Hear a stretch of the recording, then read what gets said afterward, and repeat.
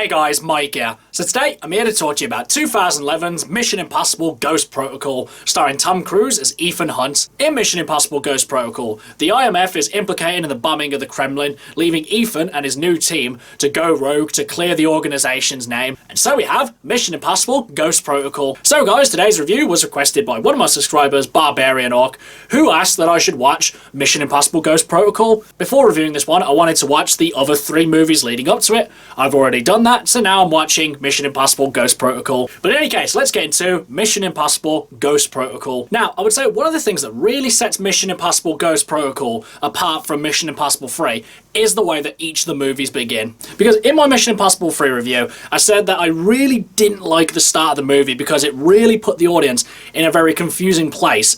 And the fact that you're showing a scene that goes directly towards the end of the movie just makes it feel really jarring, and you kind of lose a lot of the suspense throughout the movie. Whereas in Mission Impossible 4, it does a somewhat similar thing. It puts the audience in a place where you're not really sure what the actual setup is. Because it's been a little bit of time since the last movie, you have these questions like, why is Ethan in this place? Where's his wife? Where's his team? And the reason I give it a pass for this movie is because it makes it work for the narrative. Because whereas in Mission Impossible 3, you could have actually just removed that scene and the movie would have played out exactly the same way. With this one, it creates mystery, it adds to different characters, character development, and one of the reveals that actually came later on in the movie still took me by surprise. I mean, I'd seen this movie before, and hearing that revelation actually still took me by surprise. It may have actually partly come down to the fact that I'd forgotten that it actually happened, but even still, it was a very good scene. And as well, again, Tom Cruise just gives it his all to this performance. Obviously at this point, Tom Cruise has been playing the character for 15 years,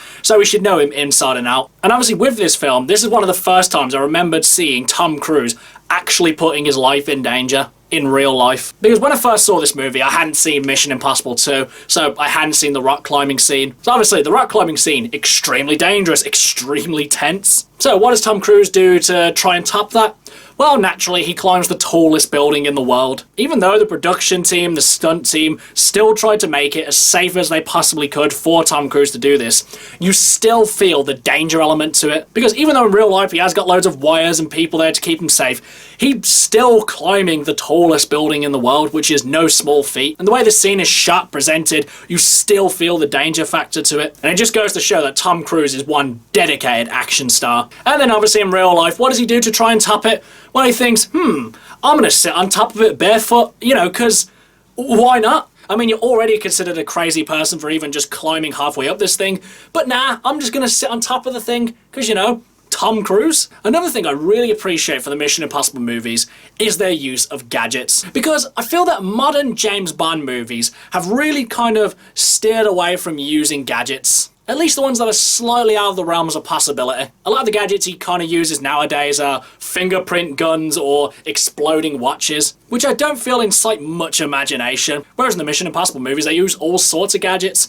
But the one that really impressed me in this movie was the kind of screen door that also tracks the user's eye movement, so they're always looking in the same place to give the illusion that the corridor's empty. This scene and this gadget were really good. Not only is it an impressive and somewhat believable gadget, but it also creates a lot of tension in this scene. The fact that within this scene, you can hear a pin drop, it's so tense. It's made this way because there's pretty much no dialogue, there's no underlining score, it's all just incredibly quiet. And personally, I would have had the score come in a little bit later than when it did, because I feel that they were still in the flow of that tense scene, and it was kind of a little bit broken by adding the score a little bit too early. I don't know, it's just a bit of a nitpick. And as well as Tom Cruise in this movie, the rest of the cast are just awesome as well. I was glad to see that Simon Pegg had reprised his role from the 3rd movie, though for me, this was actually the first time seeing his character. Jeremy Renner was really good in this one. I really liked the mystery behind his character, and also the reveal later on. And also, this was the first movie that didn't have Ving in it, except for pretty much right at the end. I don't know if there was a scheduling issue or the fact he didn't want to do another movie, I'm not really sure. But I think it gave Simon Pegg's character a bit more time to shine because both Ving and Simon's characters do have similar skill sets. Overall, guys, Mission Impossible Ghost Protocol is an excellent film. For me, it's the movie that really took the Mission Impossible franchise to the next level. Because before watching this movie, I'd heard that the Mission Impossible movies were good, but they were never really amazing. And for me, this was the first movie that really broke that mold and took the Mission Impossible movies to an even more greater state. But Do I think you guys should watch this one? Absolutely. If you haven't seen Mission Impossible Ghost Protocol, or really any of the other Mission Impossible movies, then I would highly recommend you check them out. And as well, even if you're like me and you basically start from this movie, you won't really be lost because you get an idea of who Ethan is and where he's going, even from just watching this movie. So do yourselves a favour, watch the Mission Impossible movies. Okay guys, that's my review of Mission Impossible Ghost Protocol. Do you love it? Do you hate it? What do you think I should watch next? Whatever it is, drop it in the comments below. Until next time, I've been Michael. See ya!